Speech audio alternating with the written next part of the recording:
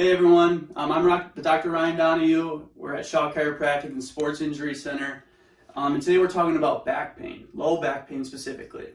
So it's a very frustrating thing, right? 80% of the adult population will deal with back pain at some point in their life. It's also the leading cause of job-related disability and missed work days.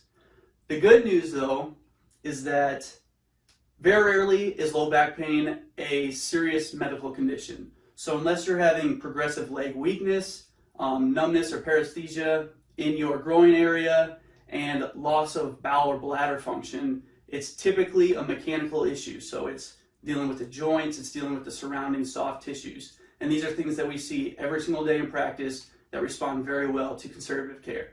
So today I want to go over 3 common conditions that we see often and kind of the signs and symptoms that go along with these 3 conditions, okay? So the first one that we're going to go through here is a disc derangement or kind of a herniation. So there's a little bit of difference between these 2 words. So a derangement means that the disc is irritated in some way.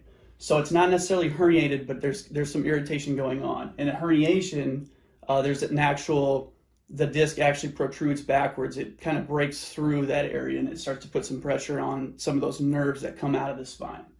So just a couple of things that may happen if you have this going on here is you might have some antalgia. So you feel like you're kind of stuck in a certain position. You're either like hunched forward, potentially backward, but more commonly the forward. It may be worse in the AM, worse in the morning. Typically, flexing forward, so bending down, touching your toes, doing that throughout the day is going to aggravate the symptoms. It's typically worse when you're sitting or when you go from a sitting position to a standing up position. And then it's better when you're walking or you're standing. So, and then you might also have some radiating symptoms. So that would be something that we would take a look further at during the exam.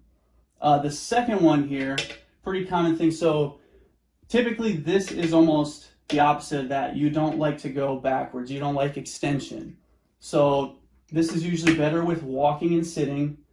Pain usually more on one side, so not right in the middle of the spine, but more on the paraspinals that run down your spine. And then no pain with sitting to standing, and like I said, worse with extension. And even if you add rotation into the mix with that extending backwards in the low back, that can aggravate stuff too. The third one that is pretty common that we see is your SI joint dysfunction. So your SI joint is your sacroiliac joint. That's basically your pelvis, how your pelvis moves in relation to your tailbone. So with this one, the pain's usually going to be below the lumbosacral junction. So that is basically right where your tailbone meets that lowest spine. It's going to be a little bit lower than that. Pain usually is on one side, not in the middle, but you typically usually feel this on one side more than the other. Usually it's worse with sitting to stand, which is same thing over here. But for this one, you're not going to feel like there's an obstruction, so you're not going to feel stuck when you stand up. This side over here, you might feel like there's something blocking you from standing all the way up. And then pain with sitting because you're putting a lot of pressure on that joint. It's going to be difficult to sit for long periods of time.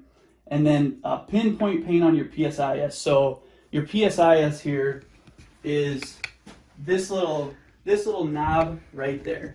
So if you bend over, you can actually feel it on yourself. If you bend over, you can feel a big bump right through here. That's your PSIS. So if you kind of point to that, it might be a sign that you're having some SI joint dysfunction. And then the last thing is pain with weight bearing. So if you were to like stand on one leg, you might feel more pain on this side. And then if you shift that weight over, you might have less pain over here. So those are some common signs and symptoms. Over the next 3 weeks or so, we're going to go into a little bit more detail about them and things that you can do at home to help yourself. So thanks for watching. Tune back in next week and we'll give you some more stuff to work on at home.